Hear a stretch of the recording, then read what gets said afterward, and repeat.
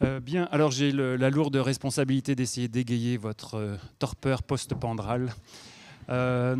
Et évidemment, enfin, je vais donc avoir un petit recul paléontologique, hein, puisque c'est, vous l'avez compris, une des missions qui est la mienne. Donc, pour justifier en fait le regard paléontologique, parce qu'on parle de la 6e extinction, on a parlé beaucoup de la population humaine ce matin, des facteurs que l'on connaît bien. Ici, on voudrait vous amener un peu plus en arrière dans le temps profond, et je vais essayer de justifier déjà cette démarche, tout simplement parce que pour le registre fossile, il a plusieurs intérêts pour considérer la 6e extinction. D'abord, comme vous l'avez compris, il nous offre une archive sur le temps long, et il permet d'aborder cette question à plusieurs échelles, à la fois d'espace et de temps. Deuxième intérêt, c'est que la vie a traversé un nombre incroyable de contextes à la fois géographiques, climatiques, etc., et environnementaux extrêmement variés, ce qui n'est pas forcément le cadre que nous connaissons aujourd'hui. Autre intérêt, c'est qu'on va pouvoir étudier, comparer, analyser des extinctions dont on est sûr qui sont réellement observées dans les archives paléontologiques, ce que l'on peut faire en partie aujourd'hui, mais pas toujours, c'est-à-dire que beaucoup des mesures qui sont données aujourd'hui le sont sur des risques d'extinction et pas sur des extinctions qui sont effectivement observées. Et puis enfin, autre point important, sauf si l'on considère les tranches de temps les plus récentes, beaucoup des extinctions du passé sont le résultat de processus, on en a parlé ce matin, de phénomènes qui font intervenir autre chose que le facteur humain qui est évidemment prépondérant aujourd'hui. Alors, cette étude des diversités passées, elle n'est pas récente, hein, c'est un exercice auquel se sont prêtés des collègues depuis plus d'un siècle et demi. Cette courbe de Phillips, elle est très célèbre. Elle présente le schéma de la vie sur les derniers 500 millions d'années. Et vous voyez qu'elle est, même si elle est très simplifiée, on reconnaît des grands paquets qui ont donné des noms aux grandes aires géologiques. Et on voit aussi ces grandes ruptures qui, pour Phillips, étaient interprétées comme des lacunes dans le registre fossile. Et aujourd'hui, on sait qu'elles représentent des grands phénomènes d'extinction. Vous avez vu cette courbe ce matin, elle est très célèbre. Elle est encore présente dans les manuels scolaires. Et alors, elle a des intérêts et beaucoup d'inconvénients, mais elle a mis en évidence et elle a stimulé de nombreux travaux sur la trajectoire de la biodiversité et les extinctions. Il faut évidemment ne pas découpler les deux, hein, puisque c'est ce qui nous intéresse, c'est ce couplage. Alors, je reviendrai sur ces courbes brièvement tout à l'heure. On parle d'extinction, on n'a pas encore défini ce terme, on a parlé de crise ce matin. Les extinctions, il y a plusieurs définitions qui peuvent leur être appliquées. Celle que je retiens pour ma part, c'est que, pour les paléontologues en général, hein, c'est qu'on va parler d'une disparition totale d'un groupe monophylétique, c'est-à-dire un ancêtre et tous ses descendants, ce qui a une conséquence majeure quand on regarde le temps long, parce qu'on sait qui sont les survivants. On ne peut pas le dire aujourd'hui, mais à l'échelle des temps longs, on arrive à voir qui descend de qui, ce qui nous permet de dire, par exemple, que les dinosaures n'ont effectivement pas disparu. La disparition totale, on l'a vu aussi, c'est ce qui est dramatique, puisqu'on perd une entité qui n'a pas de remplaçant direct, puisque l'extinction est effectivement totale. Ce n'est pas une hécatombe, comme on l'a vu également. Dans les années 80, pour beaucoup de raisons, hein, pas seulement scientifiques, mais aussi politiques, on s'est beaucoup intéressé à la quantification des extinctions. Et un papier séminal, hein, de David Ropp et puis de Jaap Sepkoski en 1982 avait, en mesurant le taux d'extinction des familles d'invertébrés marins sur les derniers 600 millions d'années, avait distingué des extinctions qu'il qualifie de fond, c'est-à-dire voilà, à l'échelle des temps géologiques, les taux d'extinction dans une tranche variable qui est ici représentée par ce ruban bleu ou vert. Et puis, vous voyez qu'il y a plusieurs endroits, les courbes d'extinction, les taux d'extinction paraissent anormalement élevés. On a fait fi du petit point qui se situe là, à la limite Jurassique-Crétacé. Et c'est ce qui a donné le nom des Big Five, les 5 grandes extinctions en masse. Sur lesquelles on pourrait d'ailleurs discuter. Hein, le titre, la 6e extinction en masse, il est peut-être volé, peut-être c'est un abus pour certaines, puisque Bruno David en a parlé ce matin, il y a d'autres extinctions de niveau intermédiaire ou de niveau assez élevé qu'on pourrait très bien inclure ou bien même sortir de ces extinctions. Je reviendrai sur l'une d'elles. Celle sur laquelle je voudrais revenir, c'est celle-ci, c'est l'extinction qui a lieu au Dévonien, il y a un peu plus de 360 millions d'années, parce que lorsque l'on regarde les courbes de diversité que je vous ai remontrées, on voit des chutes de diversité. Et en fait, ce n'est pas forcément lié à un taux d'extinction anormalement élevé. En effet, comme le montre la petite équation simple en bas, la diversité dans un intervalle de temps n plus 1, ça dépend de la diversité qu'il y avait avant. Hein. Quand j'entends diversité, c'est richesse, mais aussi du nombre d'apparitions dans l'intervalle et du nombre d'extinctions dans cet intervalle. Autrement dit, la variation de la diversité, elle se fait uniquement sur le bilan net entre le nombre d'apparitions, d'une part, et le nombre d'extinctions, d'autre part. Donc, ce qui est arrivé, notamment lors de cette crise-là, c'est qu'on observe à la fois un taux d'extinction qui est assez élevé, mais pas dramatiquement. Par contre, un taux d'apparition qui, lui, est en chute libre. Donc, vous voyez qu'en fait, la lecture des extinctions, elle n'est pas directe sur une courbe des diversités. Et c'est pour ça que, pour certaines extinctions, on peut en discuter largement. C'est un autre intérêt de mettre les extinctions dans une perspective longue. Vous connaissez certainement cet individu, hein, Georges Cuvier, qui a popularisé la notion de catastrophisme, qui a été l'un des premiers à s'y intéresser au début du XIXe siècle. Et il a été suivi par beaucoup d'autres gens, notamment, je vous mets quelques repères, hein, il y a eu beaucoup de gens entre ces deux équipes.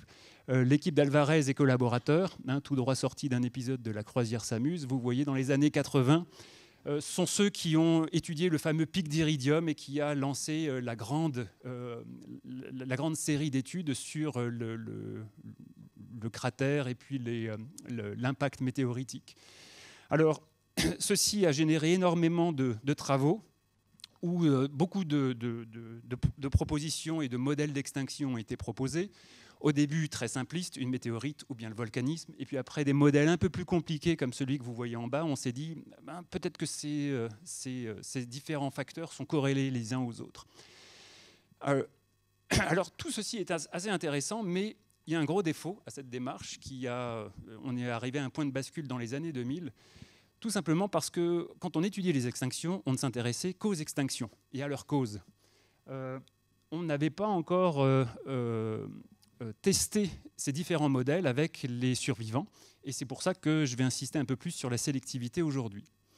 Dans ces modèles-là, on va vous parler par exemple d'hiver nucléaire, on va vous parler de pluie acide sur des centaines de millions d'années, alors qu'on voit beaucoup de groupes qui vont survivre. L'autre point également que nous apprennent les archives paléontologiques, c'est que les extinctions, ce n'est pas forcément dramatique. Les paléontologues sont plutôt détendus quand on parle d'extinction parce qu'ils savent que c'est un phénomène tout à fait naturel, récurrent dans l'histoire du vivant et qui, dans beaucoup de cas, sont à l'origine en fait, d'une grande diversité puisque à la suite des extinctions, on a souvent des épisodes de rediversification. C'est ce que vous verrez dans la présentation suivante.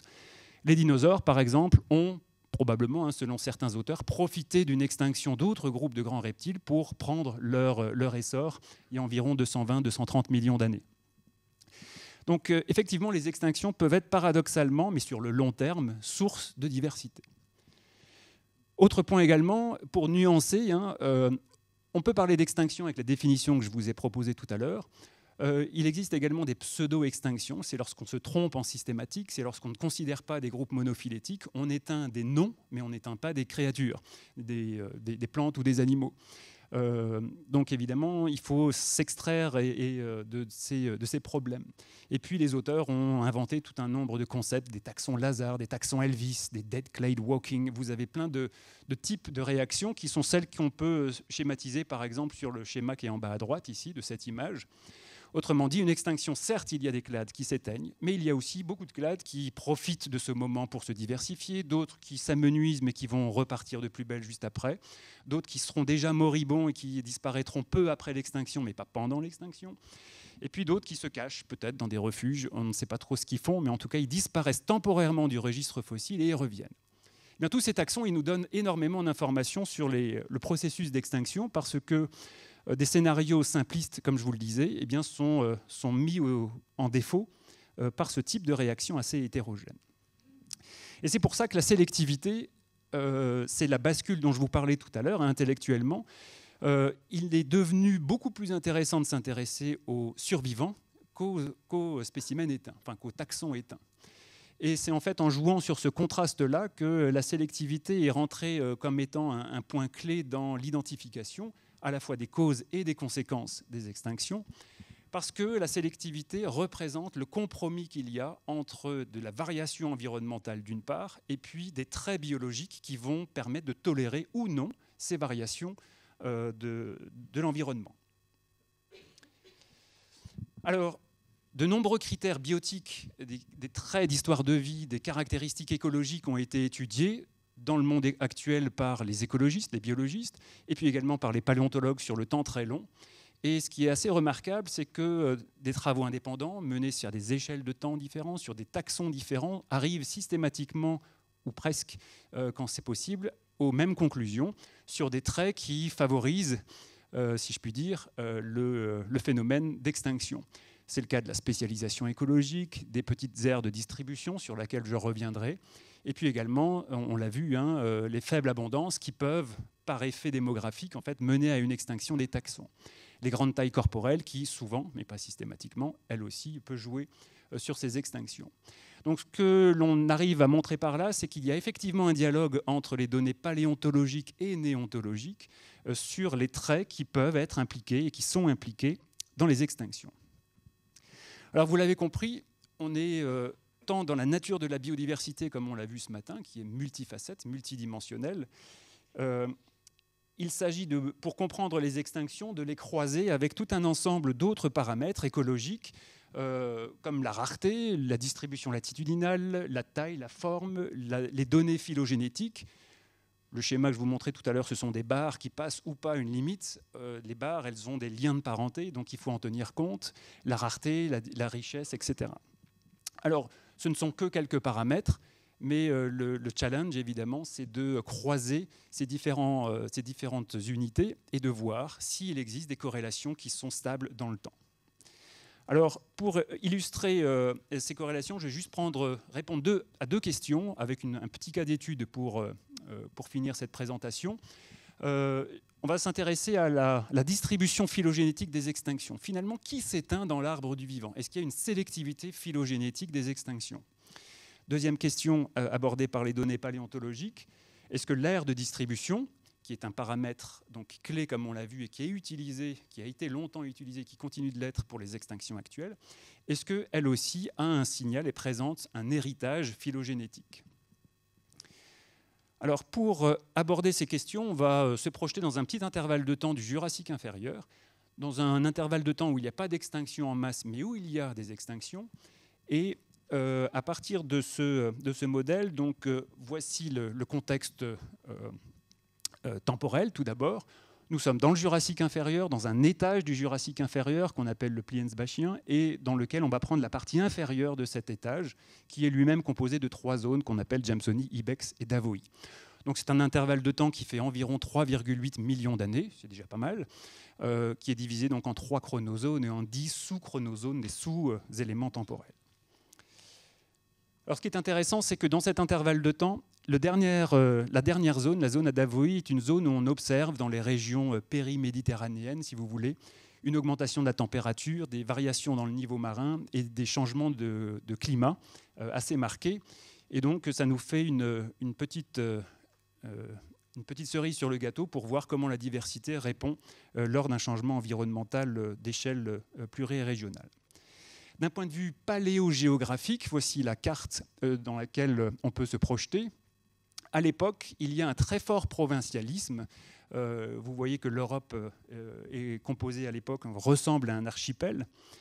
Et cet archipel est en fait un archipel complètement séparé en deux. On dirait 2 baignoires qui sont voisines l'une de l'autre et qui hébergent des taxons qui échangent quasiment pas de représentants de part et d'autre d'une barrière paléobiogéographique qui nous distingue donc 2 provinces qu'on va appeler MED en bleu et puis NWE en haut, c'est-à-dire le domaine méditerranéen au sens large du terme et le domaine nord-ouest européen, et qui se distinguent non seulement par leur contenu phonique, mais également par les types d'environnement qu'on y trouve.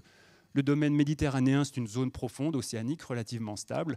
Le domaine nord-ouest européen, c'est des mers épicontinentales soumises à des conditions climatiques et locales extrêmement contrastées. Le jeu de données appliqué à ceci, c'est un jeu de données qui contient 214 espèces, 1765 occurrences, et puis un peu plus d'une centaine de localités fossilifères. Et on est aidé par un arbre de relations de parenté, une hypothèse phylogénétique résolue au niveau de l'espèce pour ce jeu de données.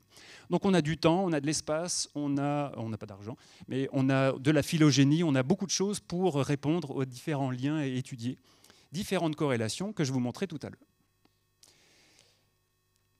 Alors, première question, comme je vous le disais, les extinctions sont-elles phylogénétiquement aléatoires?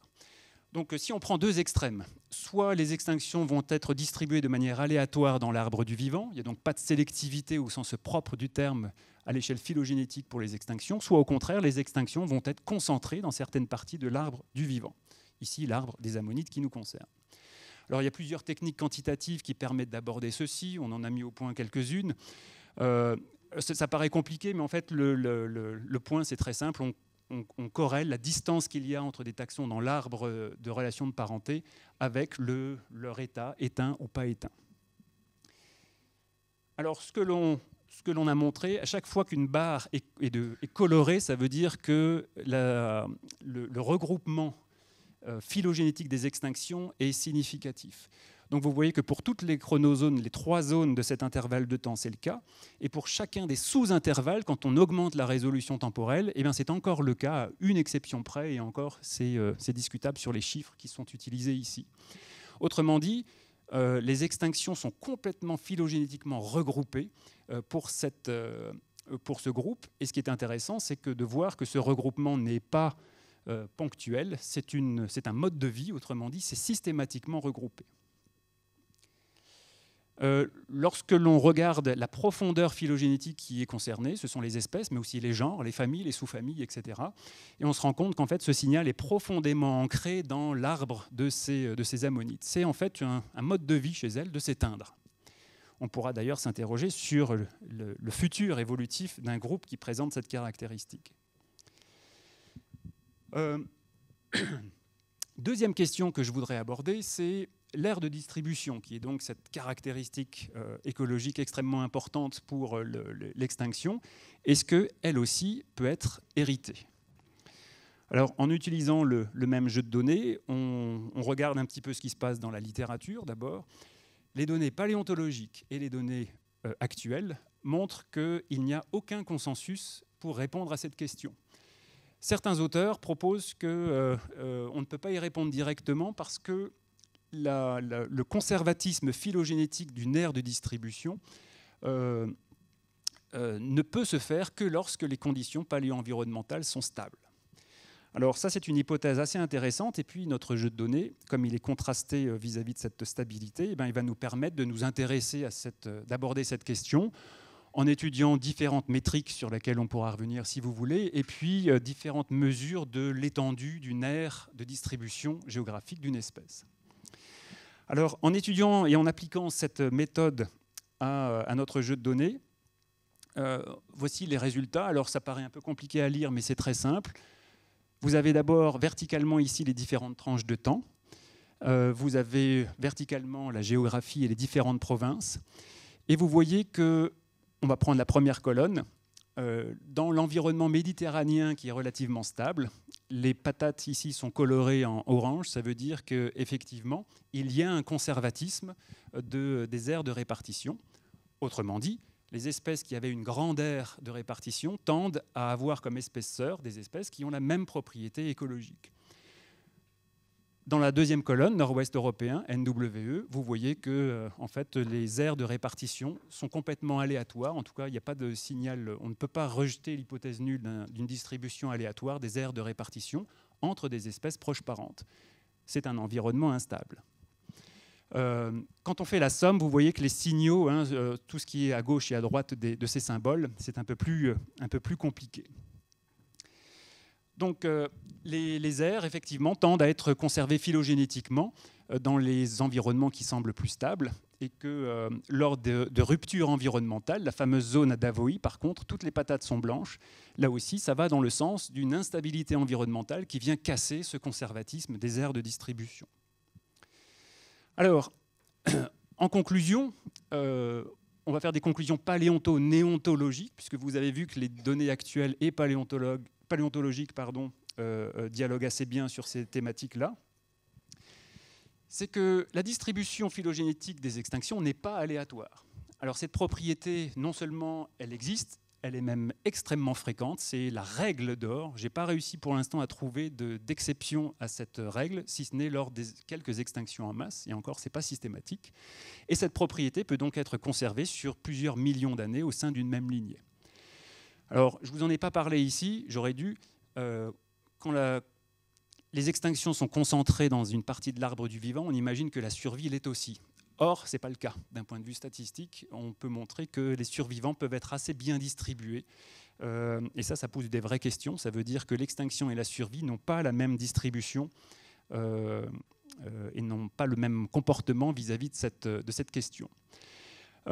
L'aire de distribution tend à être phylogénétiquement conservée si et seulement si les conditions environnementales sont stables, à la fois sur des grandes échelles d'espace et de temps.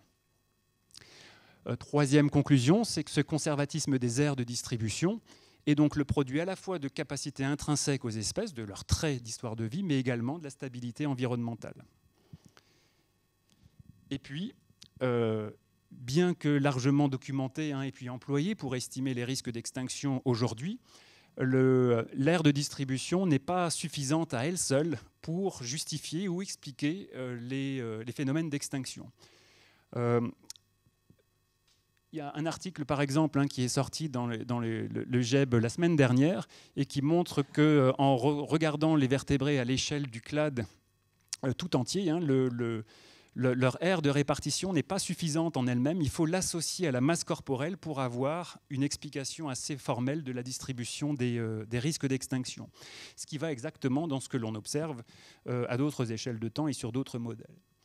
Donc vous l'avez compris, il y a une vraie corrélation entre ce que l'on peut trouver sur le long terme, et ça veut dire que les informations données par le registre fossile peuvent être non pas directement appliquées, mais en tout cas être mises en résonance avec les phénomènes et les risques que l'on évalue aujourd'hui. Je vous remercie de votre attention.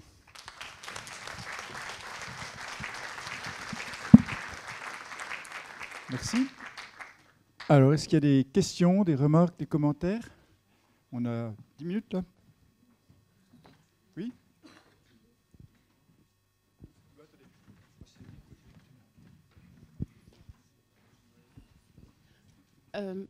Marie-Charlotte Anstett de Biogéosciences. Enchanté.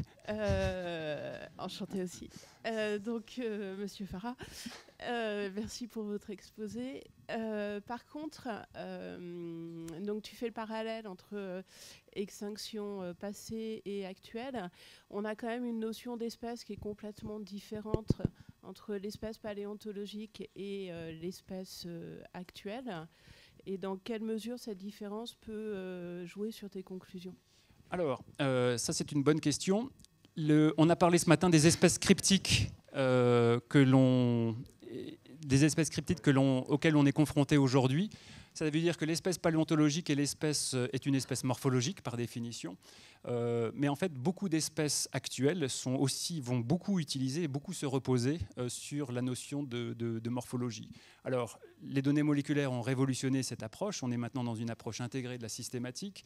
Mais c'est vrai que finalement, les zoologistes, les systématiciens, ils vont d'abord regarder des critères morphologiques. Alors, cette différence, elle est importante, mais vu la cohérence des réponses, pas seulement pour ce sujet-là, mais pour beaucoup d'autres motifs évolutifs notamment, il y a une telle corrélation entre ces objets-là que la définition de l'espèce ne reste pas problématique. Au sein même du corpus biologique, les définitions qui sont utilisées, dans la quinzaine de notions, vingtaine de notions d'espèces qui ont été proposées, on pourrait se poser la même question sur différents travaux en écologie, en biologie moléculaire ou en systématique. Donc c'est une différence, mais pour autant qu'on puisse en juger à cette échelle d'études et pour ces questions-là, à mon avis, ce n'est pas un souci. En tout cas, ce n'est pas un facteur biaisant. D'autres questions? Oui? Bougez pas, j'arrive. Oui, je voudrais savoir, dans ton étude, Est-ce qu'on peut aussi regarder la proximité, non pas phylogénétique, mais en termes des traits de vie ou de l'écologie des espèces? Et est-ce que effectivement, ce qui fait qu'il y a disons une proximité phylogénétique des espèces qui s'éteignent, c'est pas en fait parce que le signal sous-jacent, c'est la proximité écologique? Alors, tout à fait. Alors, ça, c'est une question importante. C'est parce que dans les relations et les corrélations qu'il y a, ça, c'est le signal qu'on cherche à étudier. Il y a forcément des corrélations sur les traits d'histoire de vie qui sont importantes. Alors, pour les ammonites, avec une coquille, on a du mal, ça, c'est pas le meilleur modèle que je vous ai montré, mais on a du mal à tirer beaucoup d'autres informations que sur le mode de vie, par exemple, sur d'autres traits écologiques. On l'a regardé, par exemple, sur la forme de la coquille, parce qu'en fonction de la forme du tube coquillé, les possibilités de dispersion ne sont pas les mêmes. On sait que ça, ce n'est pas un facteur et il n'est pas du tout relié à ces phénomènes d'extinction. Le facteur le plus biaisant, à mon avis, et qu'on a testé, c'est la géographie. Il se pourrait qu'un clade a une origine et puis a une aire de distribution, et que si cette aire est affectée par un changement environnemental drastique, contrairement à son voisin, on n'est non pas une extinction qui est phylogénétiquement dirigée, mais simplement parce qu'on était au mauvais moment, au mauvais endroit. Donc on a vérifié ici, dans le jeu de données en particulier, et on a réussi à extraire le signal géographique qui ne pèse pas dans ces conclusions-là. Mais ça serait typiquement un des facteurs biaisants. Il doit y avoir d'autres paramètres écologiques. Pour le modèle ammonite, on aura du mal à aller plus loin que les modes de dispersion avec la forme coquillière. Mais le type de dispersion larvaire, le type de nutrition, etc., pourrait très bien jouer, mais on n'a pas accès à ces données-là. Donc on ne va pas aller plus loin. Tout à l'heure, ce matin, on voyait la difficulté qu'il y a à connaître des traits d'histoire de vie d'espèces actuelles. Forcément, à l'état fossile, on est aussi confronté à ce problème-là. Pour des bivalves, pour d'autres groupes sur lesquels on a un peu plus de données et on a plus de représentants actuels, il y a des corrélations beaucoup plus poussées qui ont été proposées. Et le niveau de spécialisation, le fait qu'on soit suspensivore, filtreur ou qu'on soit détritivore, etc., c'est des critères qui existent chez les vertébrés et sur certains groupes d'invertébrés. Dans le modèle ici que j'ai présenté, on s'arrête à ce niveau-là. C'était plus un cas d'étude un peu particulier, mais à l'échelle des données paléontologiques, en tout cas, oui, on arrive à aller un peu plus loin. Après, on ne sait pas qui dirige en fait le signal d'extinction. C'est certainement la combinaison, en fait, c'est des combinaisons de traits d'histoire de vie qui font qu'on est susceptible ou pas de s'éteindre. Et ces combinaisons sont phylogénétiquement inscrites dans les lignées, elles sont retenues. Et pour compléter ceci, on pourrait se dire le futur évolutif d'un clade qui a tendance à s'éteindre en permanence, il est forcément compromis. Si on est là pour parler des ammonites, elles ont survécu, c'est une lignée qui a une très très grande durée de vie. C'est en fait parce que cette propriété-là est associée à un mode de spéciation des propriétés de spéciation extrêmement élevées. Autrement dit, ces groupes ont toujours tendance à s'éteindre. Si votre groupe frère s'éteint, vous aussi, vous êtes à haut risque. Par contre, vous êtes des groupes qui avaient une propriété à générer des nouvelles espèces qui est également extrêmement élevée. Donc c'est cette balance-là. C'est des groupes qui sont évolutivement extrêmement dynamiques. Si vous me permettez, je prendrais bien la question au bon parce que ça me tarbustait depuis un moment. C'est que la question qui est derrière, c'est l'équilibre entre extinction, apparition de nouvelles espèces. Oui. Donc la comparabilité qu'on peut avoir avec les espèces actuelles, où là, la vitesse d'apparition d'espèces est sans commune mesure par rapport à la vitesse d'extinction, est-ce que tu pourrais commenter les conséquences qu'on peut en avoir au niveau de l'extrapolabilité de cette étude par rapport à l'actuelle? Formulé autrement, est-ce qu'il y a des études analogues qui ont été faites sur de l'actuel? On pourrait déjà le faire, ça. Oui, il y a des travaux qui existent, en tout cas pour le clustering, le regroupement des extinctions phylogénétiques. Ça a été regardé sur des groupes de vertébrés, d'invertébrés, sur de très nombreux clades. Et à chaque fois, on converge vers des résultats sur un regroupement qui est très très marqué. Okay. Par contre, on travaille dans l'actuel sur une ligne temps. On ne sait pas si ce motif il est maintenu dans le temps. On ne sait pas quelle est sa profondeur phylogénétique. Donc l'intérêt de ces données-là, ça c'était un exemple, mais c'est qu'on va pouvoir avoir un recul pour voir si ça s'est inscrit dans les lignées ou si c'est un critère qui est très volatile d'un point de vue évolutif. Ouais. J'avais quelqu'un qui voulait poser une question que j'ai malheureusement interrompue. Non ? Ah, j'ai cru, excusez-moi. Alors, allez-y. C'est plus ouvert s'il y a d'autres personnes qui veulent commenter ou si tout le monde est... Oui ?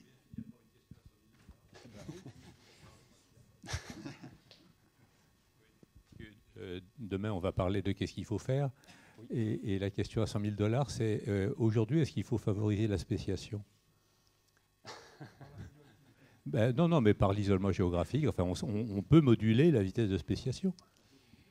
Alors, même si on avait la méthode pour le faire, on ne pourrait pas le faire sur toutes les lignées. Et on est dans la même problématique que l'agonie du choix, hein, pour reprendre une métaphore d'un collègue. C'est chez qui on va favoriser la spéciation, dans quelle lignée? Parce que notre budget sera limité, même avec 100 000 $. Est-ce qu'on va le privilégier chez les euphausias? Est-ce qu'on va le privilégier chez les baleines? Est-ce qu'on va les privilégier? Donc là, ça va être un autre choix. Et même si ce choix pouvait être fait de manière éclairée, ce qui est une vraie difficulté, après, pour favoriser la spéciation, il va falloir être assez patient et puis utiliser des modèles biologiques qui, forcément, si on veut le faire à l'échelle du temps humain, avoir des taux de spéciation et de reproduction qui sont suffisamment élevés. Donc, de toute façon, on risque d'en mettre de côté. Avec des bactéries, ça marchera. Avec des bactéries, on s'en sortira. Mais ça marche déjà, résistance aux antibiotiques, etc. Oui. On peut, si vous voulez sauver la biodiversité, il faut adopter une bactérie, un nématode ou un coléoptère. Ça, on est bien au courant, pas un ours polaire. Oui. Bien. Merci. C'est bon? Eh bien, écoutez, merci.